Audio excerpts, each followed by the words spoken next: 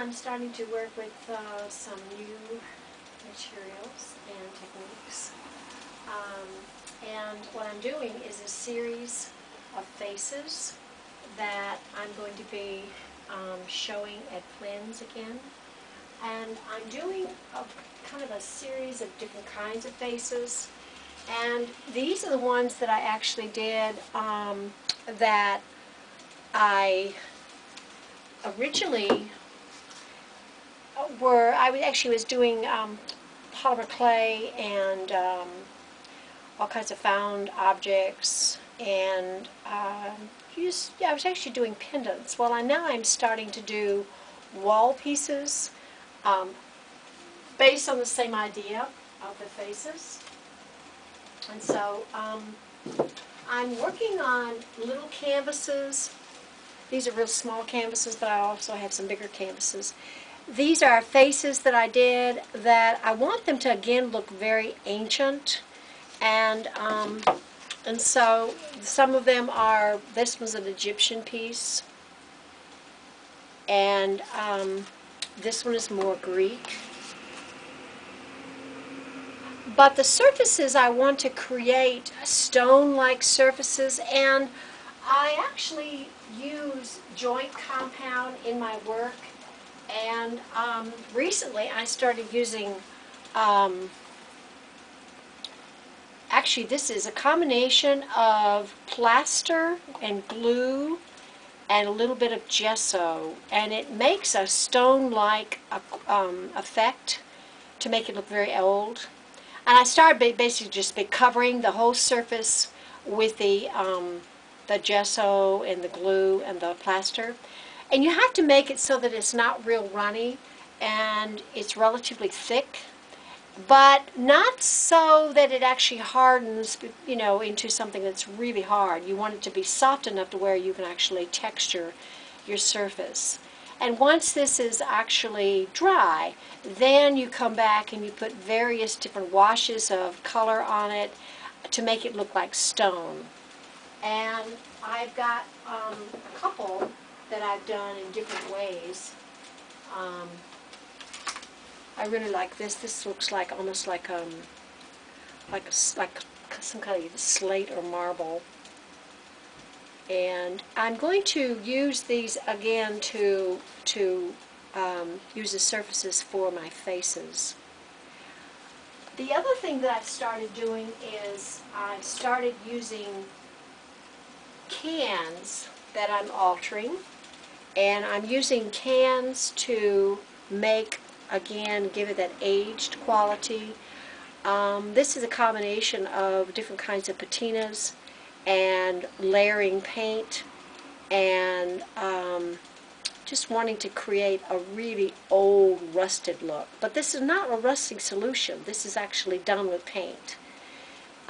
This also is done with various types of metallic paints, so it has a little bit of a sheen to it as well. But again, I wanted to make it look like it was a very aged piece of material. But this is just an altered can. And I'm using these as, I'm going to be putting faces in the center of the can pieces, the metal pieces. And I really like the idea of taking cans that I really use a lot of cans with my cats that I have. So I really like the idea of really using the material as art material. So I'm planning on using this again on one of my surfaces, and I'm also planning to make some tree ornaments. I'm starting to make tree ornaments as well. So I think these would be cool as tree ornaments, and also makes a statement for the earth again. The other thing I'm starting to work with is I'm starting to work with records. And I was amazed at the fact that you could actually cut the records without it cracking. And then, of course, using the heat gun, melt the record plastic just a little bit so that you can mold it. And so these would be cool. I think I'd like to make some, either some really interesting jewelry or maybe some mobiles. that would be cool as a mobile too, and sculptures too.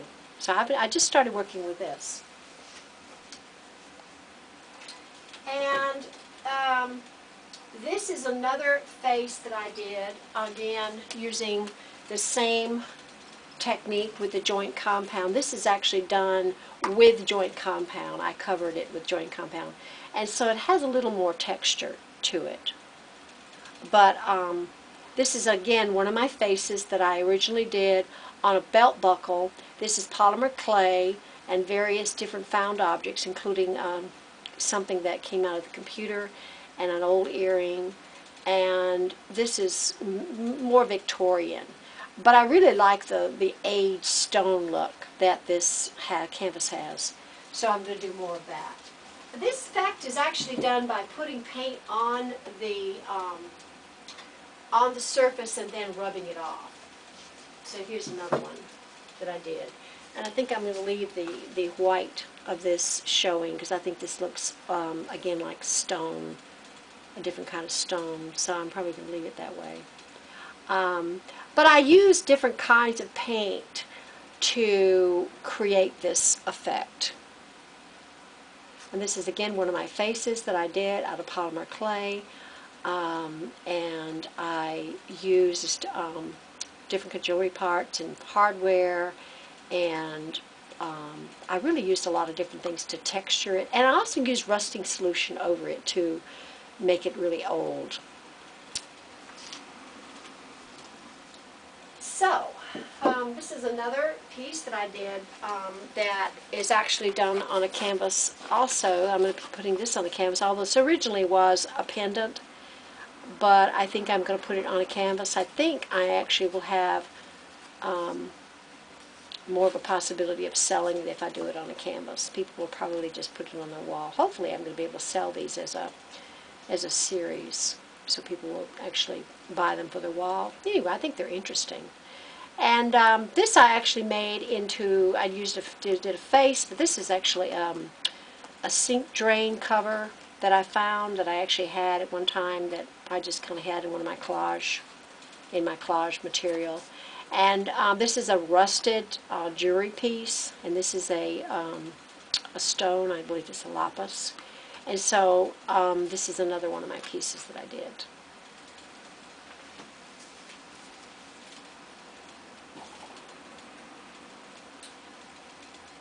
I really like the idea of taking material and changing it into something else, transforming it into another surface.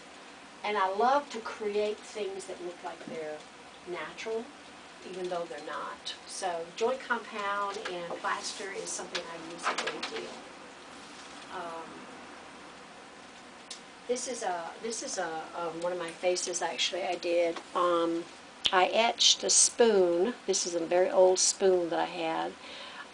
That I really was very surprised that the etching was done with an acid bath, which I'm not really sure I want to continue doing that, but I think it's cool. And I'm going to probably put this on a canvas as well. And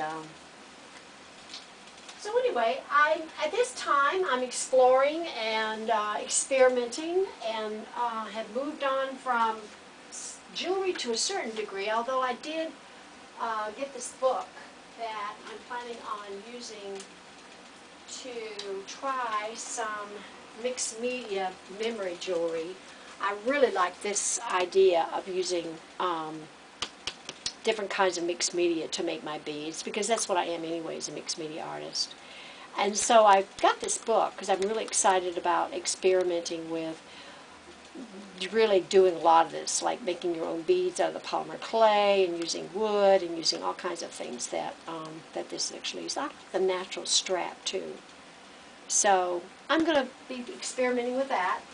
And the last thing that I'm doing is, and I'll show that actually, I am making a acrylic gel skin. Now, I have done this before, and I've used acrylic gel just on my palettes and then pulled